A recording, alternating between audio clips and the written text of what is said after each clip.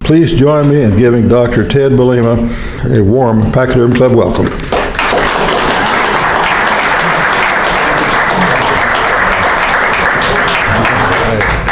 Well, thank you, John. We started the Institute for the Study of Economic Growth just a year ago, so we're just getting it up and going and very excited to be here and being part of the Wichita community as well as at Wichita State University. Our mission is threefold. It's research, so we're out conducting research, and we have also a fund that we're using to encourage Wichita State faculty to do their own research that on topics that are consistent with our mission of promoting economic growth in a market-oriented way. It's teaching, so we're working on developing a Foundations of Business course that will be hopefully a requirement for all business school students and an attractive course for a lot of other students at Wichita State very soon. We'll talk about market principles, property rights, why we have businesses in the first place, all those concepts that students really should have when they come into college.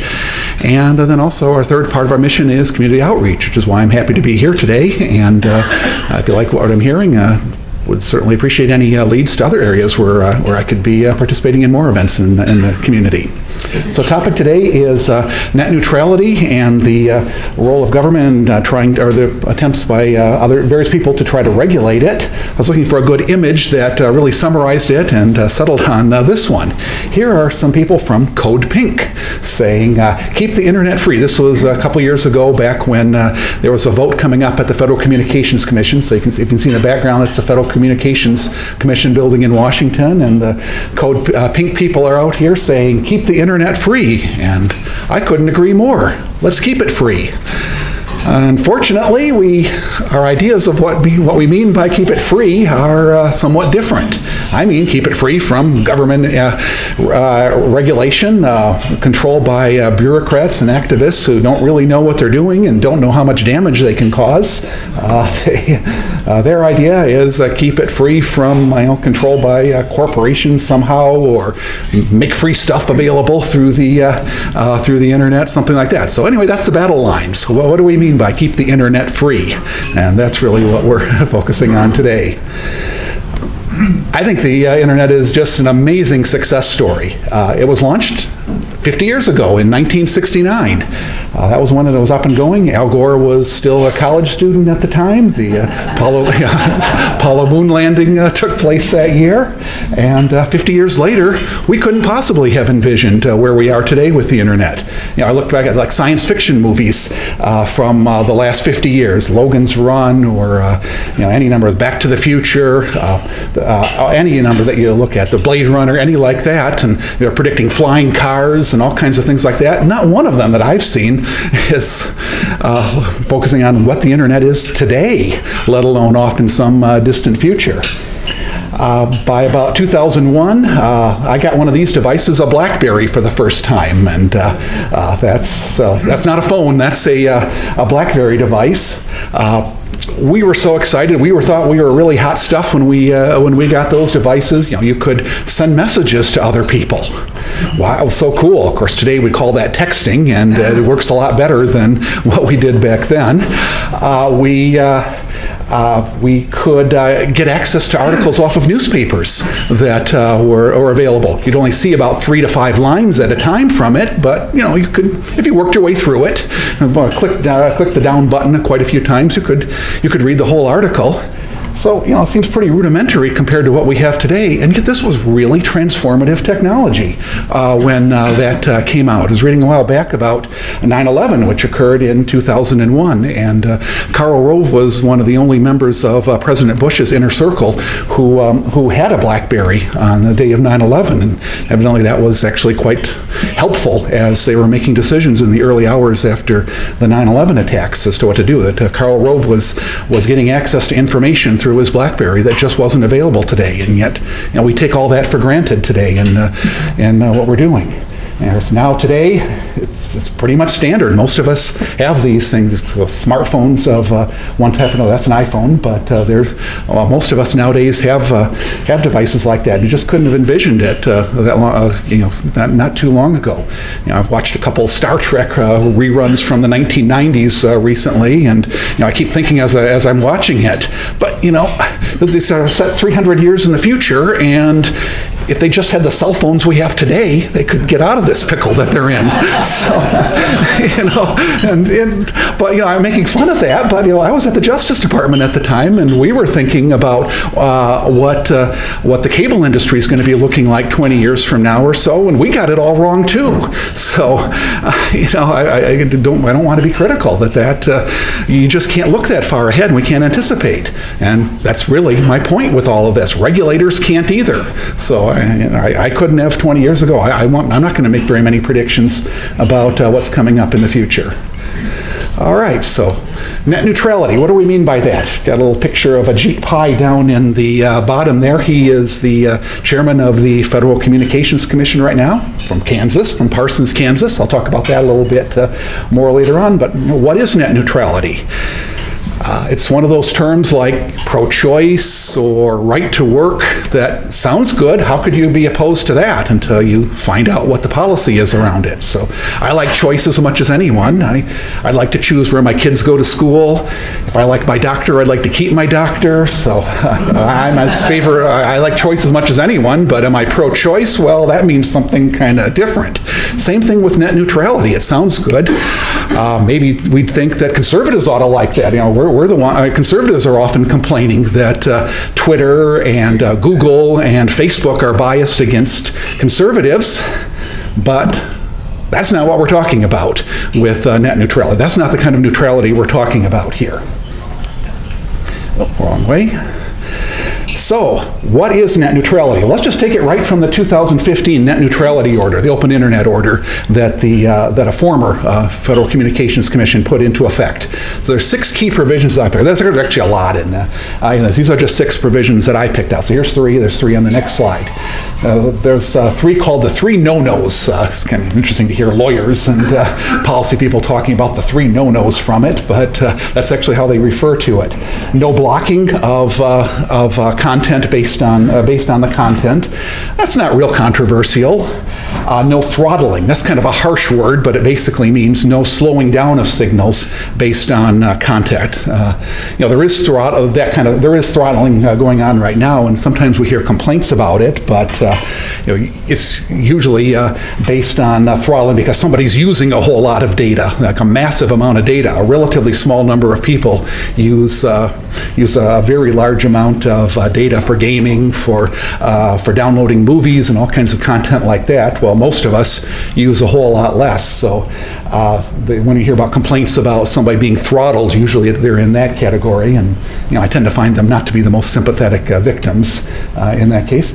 And then no paid prioritization. This is the one that I think is a real problem. So blocking, I'm not too worried about. I don't think we need regulation for it, but that's not really a fight I'd want to have. No throttling, I think that's kind of problematic, but no paid prioritization, that's a big problem. If you fly nowadays, one of the things you're offered at the airport is priority boarding. Would you like to get on faster? I never pay for it, but somehow I managed to get on the airplane. Somehow I get to the city at the same time that everybody else does on the airplane. But I'm glad we have it, because if somebody is paying for priority access to the plane that they want and wants to get on the plane faster than me, and somebody's willing to pay for that, well, that's a revenue source for the airplane. And if it's a reasonably competitive market, that means the airline has more revenue coming in. They can lower the rates for me. So I'm probably coming out ahead on it. So I think that's a good thing. Anyway, there's complaints about that everyone should have equal priority in terms of the signals you're putting out, whether it's cat videos or whatever you're putting out there. It should have equal priority with everything else. So that's the issue on paid prioritization. I think it works well. There are great economic benefits from it in lots of other markets. I think we all benefit from it in our daily lives in a lot of different ways. So banning it just doesn't make a lot of sense. Okay, so that's 3 of them. There's 3 more. There is the General Conduct Standard. This was basically kind of a catch-all that the FCC regulators put in when they passed the net neutrality order in 2015. They said that we need to have a general conduct standard so that if internet companies are engaging in conduct that we didn't anticipate and it causes something, it leads to some problems that we didn't anticipate, the regulators should be able to clamp down on it.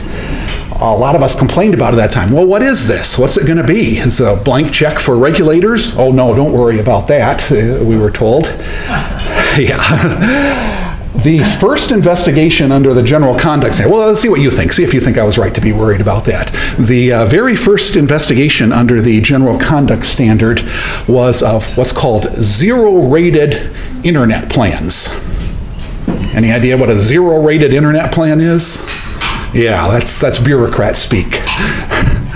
Sounds like something as funny is going on there. Internet providers were giving away internet access for free, usually to low-income people. And lots of businesses do that. They give away their product to low-income people. So they were out doing that. Of course, the regulators said, "Well, something's got to be going on here. They must be up to something here. Let's go investigate." So that was the first investigation under the General Conduct Standard. I think that's kind of problematic for businesses if you've got this basically blank check for regulators going forward that they can decide later on. And if 3 out of 5 commissioners decide in some future time decide that your conduct was bad conduct under the General Conduct Standard, then you can be fined for it. So that's kind of a problem, I think. Here's a big issue. It applies to ISPs, not to edge providers. So here we've got some more bureaucrat language into it. ISP, that one's pretty straightforward. Internet service providers is an ISP. So that one's pretty straightforward. So the big ones are the cable companies like Cox, the cell phone companies that offer internet service like AT&T, Verizon, T-Mobile, satellite companies like HughesNet. That's actually becoming fairly competitive right now. So it's not cruise ship internet anymore. It's actually something that is becoming competitive. And then there's lots of others out there too that are more local sort of companies. So those are internet service providers. And the contrast is drawn in the open internet order between ISPs and edge providers. Edge providers kind of sounds like companies off on the edge, and the ISPs, they're the big bad guys on the internet, and the edge providers are kind of squeezing their way in. So, and if you read the whole order, it kind of has that kind of tone to it, that it's the ISPs we need to worry about because they're big and bad, and the edge providers are just trying to find their way into the market. Well, who's an edge provider? Google is an edge provider. Amazon is an edge provider. The 2 largest companies in the world, $1 trillion market capitalization of each of them. In fact, each of them on their own, Google on its own, is as big as every ISP in the United States. Same as Amazon, so they're huge companies. Facebook is an edge provider. Lots of smaller content providers are edge providers too, so there's a huge number of them, but that's what we mean by edge providers. So the language kind of suggests that they're just fringe players in this market, but actually I think it's really the opposite of it. Well, let's pause a minute on this one. So it applies to internet service providers, but not to edge providers. Mentioned earlier, well, shouldn't conservatives like net neutrality? Well, the big tech companies that conservatives usually complain about are edge providers, so this doesn't apply to them. It applies to AT&T, Verizon, Comcast, but it doesn't apply to some of the really big players in the market. Another issue with this, edge providers compete with ISPs in some markets, maybe not directly in providing internet service, but they compete for advertising dollars.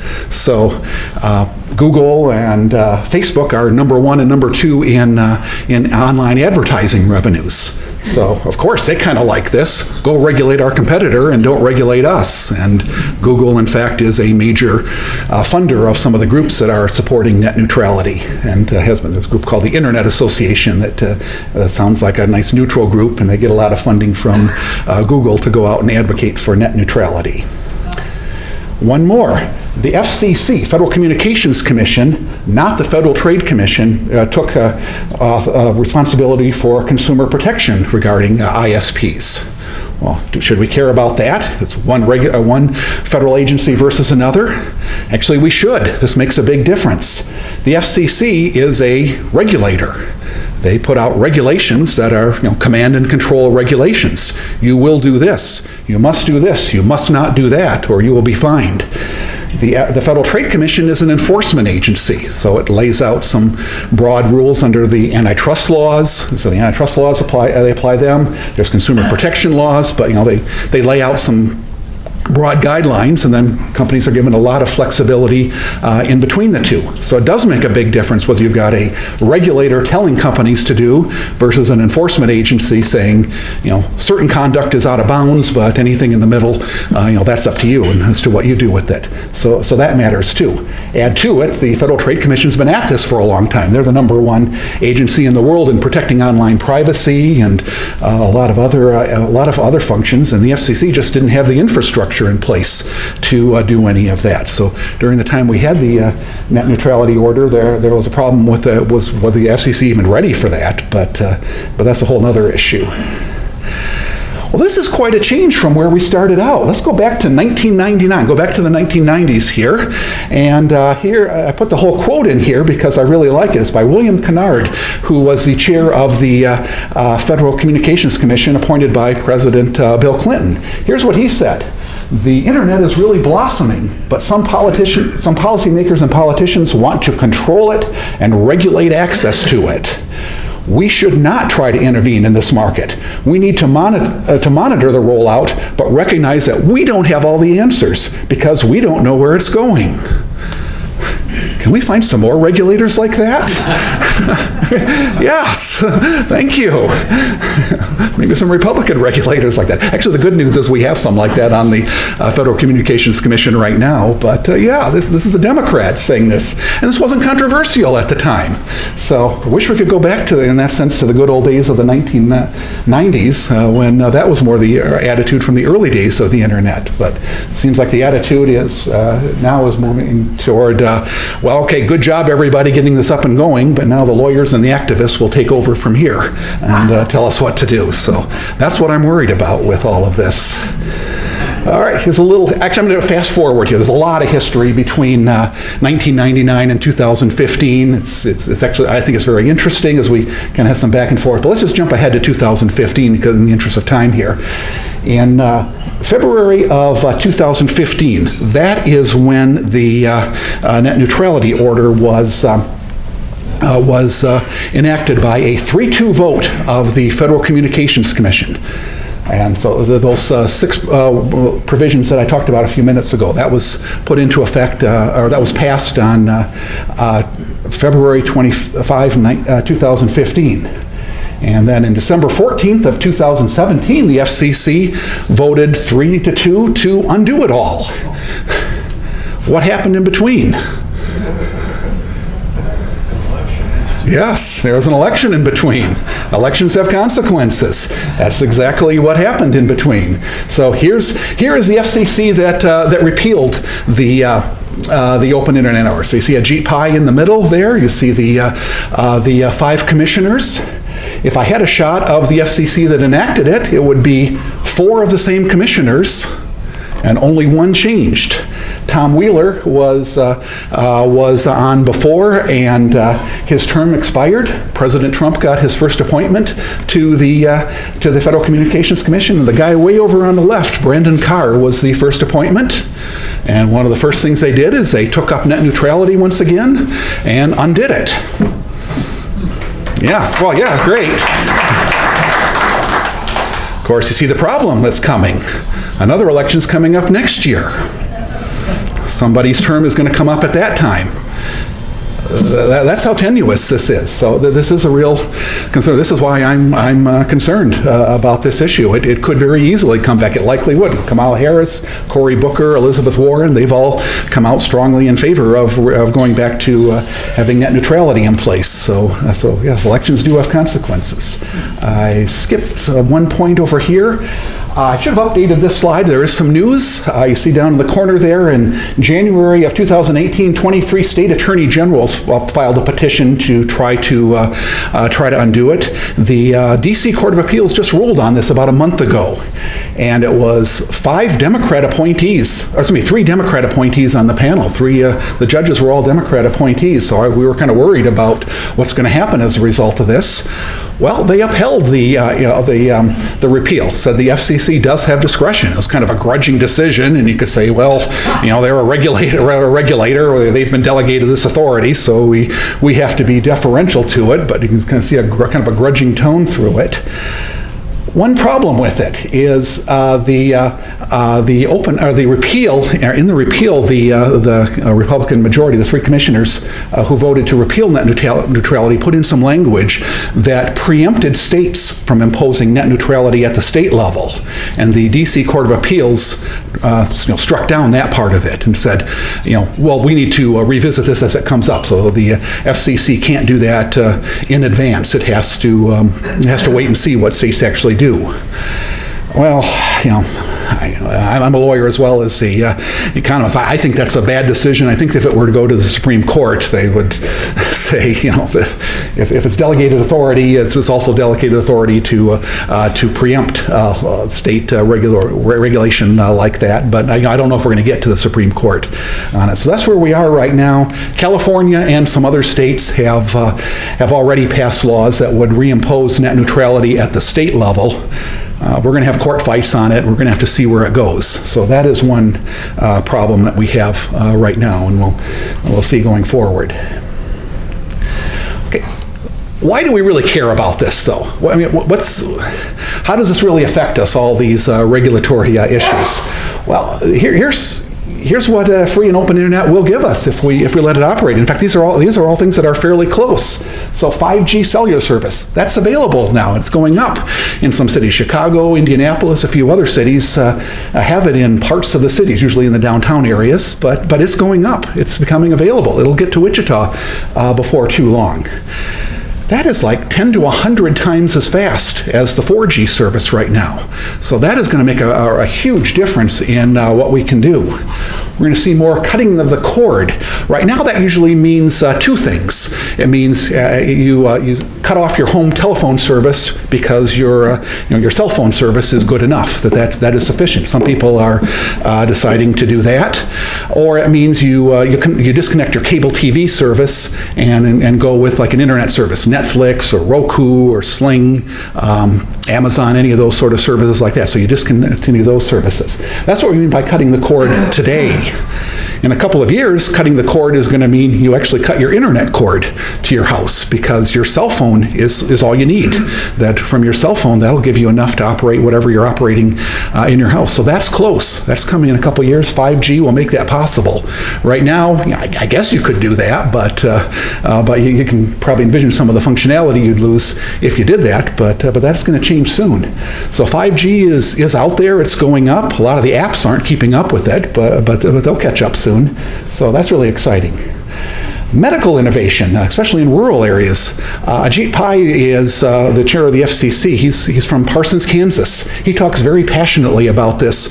About his father was a physician in Parsons, Kansas, and he spent a lot of time traveling around that part, the southeast part of Kansas to see patients. And he thinks, what if telemedicine was more advanced? What if there were options like that were available? So he from personal experience, he can envision what would be available. That's just scratching the surface. Telesurgery is now taking place. Let's say you're in a remote area and you need a certain specialized surgeon, and the specialized surgeon is in Chicago who you need to perform the surgery. Right now there are places that are set up to handle that, where the surgeon in Chicago can perform surgery far away from it. You have a reasonably competent surgeon nearby just in case anything goes wrong with the internet connection if you're doing that. Well, I mean, yeah, I have to, but anyway, if we get better service, that's going to be possible. I mean, this is really, rural areas, this could really be something special for giving access to the very top surgeons. This is why I worry about that paid prioritization band. I want to give priority to the surgeon performing, the surgeon doing surgery from a remote location rather than whoever's downloading cat videos next door. That's the problem. Yeah, well, I like them too, but I don't mind waiting a minute to watch it if it means that somebody is performing surgery nearby. So, yes. Driverless cars, they're worried about that too. So that's something else I mentioned down here. That's coming, but they're worried with their technology that if the driverless vehicle has to make a decision at some point, it needs immediate access because a quarter second later is too late for those kind of decisions. I'll skip ahead to that one, but anyway, I went down to Texas A&M last year and actually got to ride in a driverless car, and it was interesting. There's somebody sitting in the front seat, and there's actually four of us piled into it, but nobody was handling the brake, nobody was steering it, and we just said where we wanted to go, and it got there. It was out on a track, so it wasn't out in city traffic, but it was quite impressive. Now, I'm at the time I wasn't quite sold on it, thinking, oh, okay, this is coming, but maybe a little later. Then I had my first winter in Wichita, and saw what it's like to drive on icy roads around here, and I thought maybe driverless cars. Maybe we could speed that up a little bit. That might be really nice. Same thing for trucks, for businesses. One of the real constraints on truck shipping is that we have a lot of rules for truck drivers. What if we didn't need the truck driver and the truck could be started from one location and sent to another? Supply chain management. All this is being integrated in right now with supply chain management as different businesses are figuring out ways to coordinate their inventory with their suppliers, with their different locations. So with all this is, when you see the stock market going up and wondering why that is, I'm not don't quote me on stock market matters generally, but that's where some of our economic growth is coming from, is innovations like this that are kind of behind the scenes, but really do make a big difference. And entertainment options, there's all kinds of potential there. Let's just take football, for example, since we're in football season. So if you're watching a football game, for whoever's broadcasting it, one of the most important jobs is the director. So the director chooses what shots are going to be on at one time, what graphics are going to be shown. How would you like to be the director? You could be the director at your house. Choose which shots you're going to have. Choose which graphics you like to have. If you don't like a certain ones, maybe you can switch it during the game. I can be the director at my house and watch the same game, but maybe from different camera angles. I could watch it. I could put up different graphics that I want to keep track of during the game. This is all possible right now. That can be done. The problem is the pipe. The problem is getting the volume of signals out. But this is really close. These are the sort of things that are coming. Now I'm talking about all these things with some confidence because these are all in the works. These are coming in the near future. Driverless in cars and trucks, maybe that's a little further off, but these other ones are either happening now or getting really close. But we need an open internet to really promote these areas. And I have no idea what I'll be talking about 5 years from now on all this. I'm thinking 5 years from now, most of these have moved on from, and we'll have some other exciting new things that we're not anticipating right now. I couldn't have anticipated a lot of things happening right now 5 or 10 years ago. So this is, and my underlying point to all this is regulators can't either. So that's why I think this is so important to keep this whole market open. So, okay, here's another one of my slides from net neutrality proponents. So people that want net neutrality put this together, but, I agree. You're not freaking out right now, not worried about what's going on, about how easily a lot of this could be undone, then, anyway, you get the point on that. I'm a little disappointed that a lot of the, what did I do? What's going on here? Okay. Okay, sometimes the companies that would be subject to the regulation aren't always the most helpful in all of this too. So a lot of us are out here and we're talking about the benefits of having a free and open internet, and the very companies that would be freed up under this often aren't the best allies in this. So this is a slide I got from the Comcast website. I wish it was a little more stable here. So let's see if I can get it back. Anyway, this is right off the Comcast webpage, so I'm not endorsing this. This is just showing what's out there. So Comcast says they are committed to an open internet. Comcast won't block access to the internet, so that's the blocking that we talked about. They won't throttle, and actually that's not true. They will throttle in that sense. It's a technology problem that sometimes there's just too much traffic on the internet, and they have to make a decision about what will be given a priority from that. So they will throttle in, slow down some signals in that sense. They have to. I mean, it's like a politician saying, if I'm elected, then there'll be no traffic jams in my city. Well, you can't promise that. So you might be able to do something to reduce them, but Comcast might promise that there won't be any throttling taking place. And then no paid prioritization. Actually, I think that's true, but as I talked about earlier, I wish Comcast would have offer some paid prioritization, that as somebody whose traffic probably won't be prioritized, I'll still be better off if they allow for it. Okay, some other implications of it. Well, capital investment. The Open Internet Order was in effect for about 2.5 years, and actually capital investment did slow down during that time. So, it's hard to draw too big of a conclusion over just a couple of years, but there was a striking pattern that companies were, the companies that need to invest in 5G deployment and all the other technology, they really did slow down on their capital investment during that time. So that slows down how quickly all these other things can be deployed.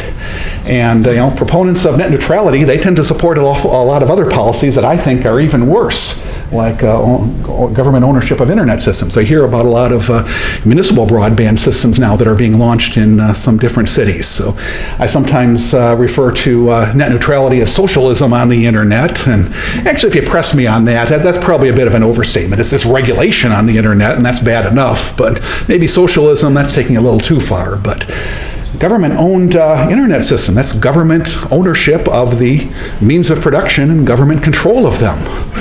What word do we put on that?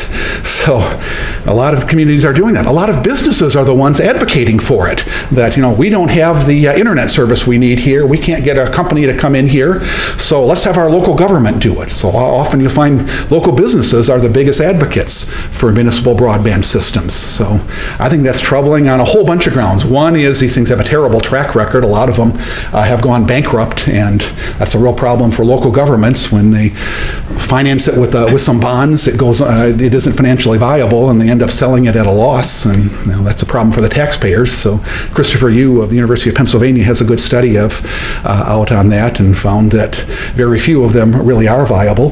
The ones that are viable often are heavily subsidized. So the one everybody talks about is Chattanooga, Tennessee, which is the biggest city in the country that has a very widespread municipal broadband system, and it's financially viable. What helps that in the 2000, the stimulus bill was that 2009, the Obama stimulus bill gave $111 million to Chattanooga to launch it. Well, give me $111 million to launch a business, and I think I could make it financially viable, but that's the shining example. And Christopher Yu shows that it's just barely financially viable even with that. What bothers me too is this is government ownership. A big proponent of these local internet systems that are owned by governments is the American Civil Liberties Union. Now, I'm kind of a libertarian, so I tend to like what the ACLU does historically, more often than not everything, but I tend to be kind of sympathetic toward the positions of the American Civil Liberties Union. But let's think about that one a minute. The ACLU is out saying that in order to have net neutrality and in order to protect local people from abuses by big corporations of some sort that own internet systems, we should have government ownership of internet systems. I mean, really? this is a major communications network that's going to be controlled by, that seems like that's really at odds with what the ACLU has historically stood for, that government ownership and control over the means of communication. I thought we wanted freedom from that, not government control over what we can say over the internet. So anyway, a lot of issues like that out there. So anyway, when you find proponents of net neutrality, often you find that it goes along with a lot of other issues like that. Okay, so here's another slide of protesters out there, and another one who I kind of like. I like my internet like I like my country, free and open. Well, I can endorse that, but of course, once again, we don't quite agree on the terms. Free means government regulation to her, and open, I don't know if that means open borders or what exactly. For me, it meant more open open and transparent as to what's going on. But that's where the battle. I think a lot of the battle is over the language on these issues. It's what do we mean by free? What do we mean by neutral? On all of that, and that on a whole lot of what we're seeing, I don't think we are all that neutral or free if it's the government getting involved like that. So anyway, I do appreciate the chance to be here. I'd love to take some questions from you, and got a lot that I can go into on more depth. So if there's anything that strikes your interest that I talked about, but yeah, I'd love to take some questions for that. Oh, great, thank you. Okay, as always, we ask our members to keep your questions short, be concise. We have about 15 minutes. We'll get as many as we can. Excellent. Thanks for being with us. Oh, thanks. A little bit about why we can't just add internet access. I mean, why can't us just say, okay, we're going to have internet access. What does it take to provide broadband? Is it just the infrastructure, or the It is that. lines, or the It is that. A lot of it is, a big issue is getting the rights of way, which can be working with the local governments and can be quite expensive. That's actually, I just wrote a piece recently about in Marshall, Michigan, where they were bragging about this wonderful new internet system that they have in Marshall, Michigan, that the government is providing. And what they were touting is they put it out for bids for private companies and nobody bid. So they went ahead with theirs, and oh, by the way, they did a cost-benefit analysis and found that it would be profitable. And so, of course, that set me off. How could this be? How could a government run an internet, amateurs in the local government run an internet system profitably, and private companies that do this all over, they couldn't? Well, the answer became obvious pretty quickly on that the city, basically gave itself the rights of way, that it was basically a self-dealing advantage. Well, for the private companies, they didn't have to, and so they said, well, they complied with Michigan law for all of this, and I think they did, but it wasn't a level playing field on that. So that is a big factor. Traverse City, I'm originally from Michigan, so I follow this more in Michigan, but Traverse City in Michigan is launching a system right now, and there are some local internet companies that complained that they couldn't get into the city, and then all of a sudden the city announced its plan to go ahead and build a network. So, yeah. The jobs disappearing, robotic this, robotic that, and all these industries. You just mentioned another area where there are just thousands and thousands of jobs that are going to disappear. When those landlines are no longer needed, the number of employees across the country, I mean, where are we going to find jobs for these people? Well, hopefully more technologically advanced jobs. I know that's a tough issue. I don't want to understate it, but at the same time, this is where our advances come from in a society, from the technology, and hopefully that they'll lead to people having better opportunities somewhere else. But yeah, that is tough. I don't want to understate it. Okay. We have another question over here. Oh, Yes, thank you so much for thanks. the interesting topic and for enlightening us thus far. In the remote areas of the world, especially in the United States, I come from North Dakota originally, and there are areas where you're not going to get internet service unless the government is involved in doing it. And well, I disagree with that premise, but please go ahead. I'm questioning here. Okay. From a conceptual point of view, I mean, if this is coming from above, from satellites above, like the GPS signal, why do we have such a differentiation between the large cities and the remotest of the cities in Alaska or North Dakota or Kansas? Well, of course, private companies go where the customers are, so they always are going to start out in the big cities where there's the biggest concentration of population. But what is coming, I say, the satellite service is getting better. So Elon Musk is launching his SpaceX satellites, so that's getting close. HughesNet is much better than it used to be, so that reaches anywhere where you've got clear skies. So there's still a few very remote areas where they don't have a clear view up, but that's a very small part of the country. So that's one option that's coming. There's a lot of other different options that are available, though. One that I think is really interesting is something called fixed wireless service. Now, of course, fixed, those words don't sound like they should go together. Fixed is the wire that comes to your house, and wireless is what we have on our cell phone services. So how do you have fixed wireless? Basically what it is big hot spots. And these are rather inexpensive to put up. So, you run the wire to one place in the city or a small number of places, and then you create a big hotspot. Now, I'd rather, most people would rather have the better service, but as a short-term solution, that's fairly cheap to build. So that's something that we're seeing launch. So I mentioned Christopher Yu, he's out touting that as, because everybody comes to him, if you say that these municipal broadband systems all fail, what should we do instead? That's one option he likes. What's the limit on that hotspot then? I'm not really, I'm an economist and a lawyer, so I don't know what I pick up on the technology. I pick up some on it, but anyway, it is offered in a lot of small towns. So my daughter lives in an area that's a little bit remote, and she's not quite in the fixed wireless area, but there's one right near her, and I noticed that. So and there's other options too that are going to be coming up to my colleague from the Free State Foundation, Mike Horney, wrote a paper on that, on all the different technologies coming out, and so I'm forgetting some, I'm sure, but if you wanted to see it, he wrote a whole paper on this. Our next question. Yes, I have read where in the future that you will be able to get your cell phone signals directly from a satellite. This is some talk about this as a possibility. And if that is possible, we could send satellite signals down to China or Russia or authoritarian governments to allow these people to get the free speech that they need to hear.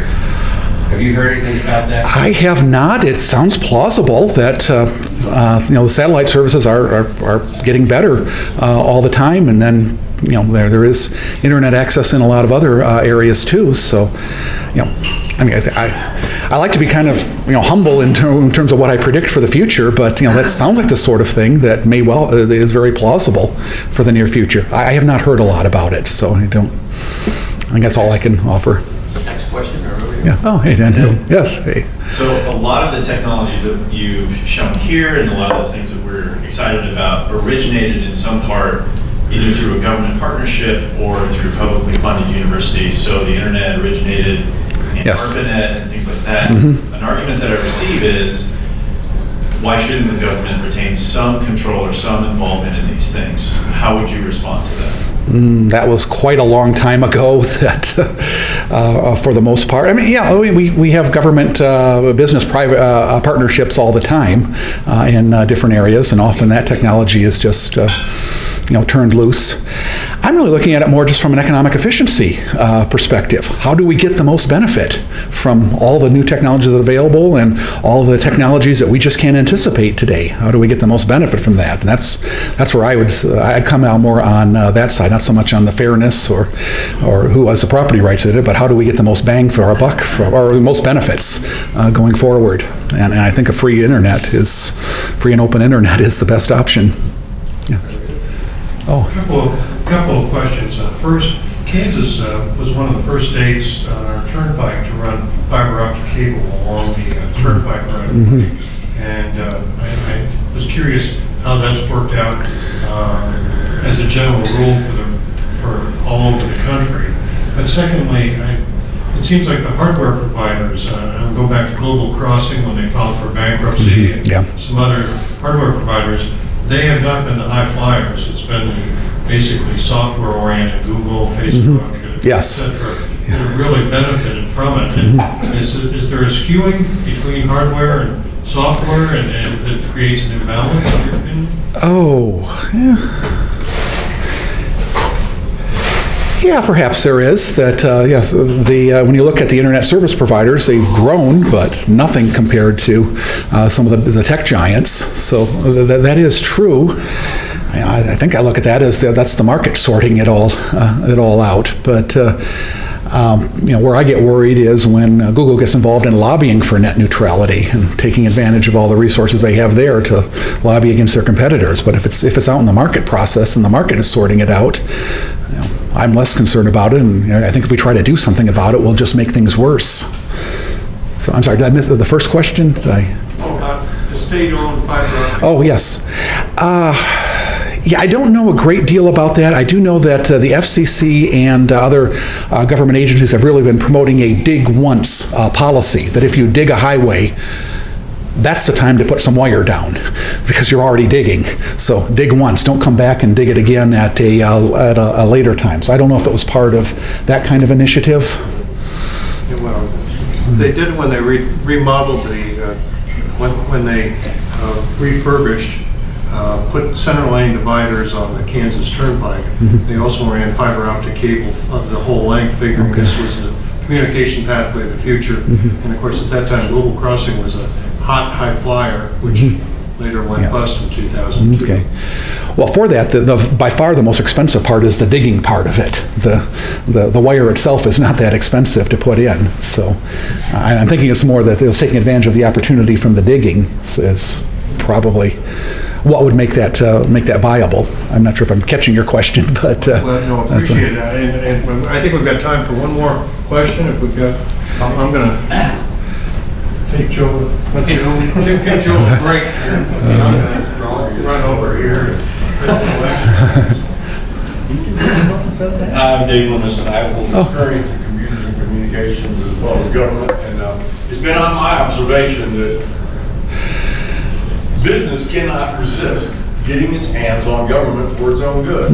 Yeah, municipal broadband. Cannot resist getting its hands on business for their political careers. Yes. And when you throw into contrary parties into the mix, you have total chaos.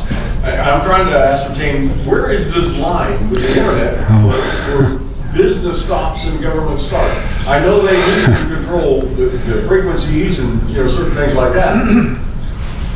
But shouldn't business be allowed to live and die on its own? And if it's so big that it cannot control itself, how do we split it up? I think that's the best option. Okay, yes. So there is certainly a lot of interest in the whole subject of should we break up the tech companies, the tech giants. There's a lot of interest in that.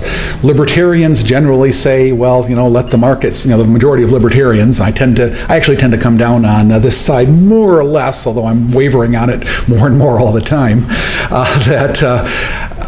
the giant companies of today may not be the giant companies of 10 or 15 years from now. And, we can look back at a whole bunch of the technologies that have come and gone over the last 20 years and couldn't have predicted that Google or Amazon, well, maybe Amazon, but maybe Google, that they wouldn't have emerged. Glenn Reynolds from Instapundit is on the other side of this issue. So he has a new book out on it, where he's calling for breaking up the tech giants, and from a principled libertarian perspective, he's presenting that argument. So, I'm intrigued by it. I'm not sure I'm sold yet on it, but it's definitely an interesting thought, because when you have trillion-dollar companies and they're doing a lot of lobbying and a lot of other things too. On the other hand, these things don't fit neatly in our antitrust categories or some of the other ways we've looked at consumer protection, some of these other things that we've looked at either. So it's not the sort of cases that our laws have dealt with in the past. So it's kind of a challenging area like that. Mr. Ted, Thank you. let me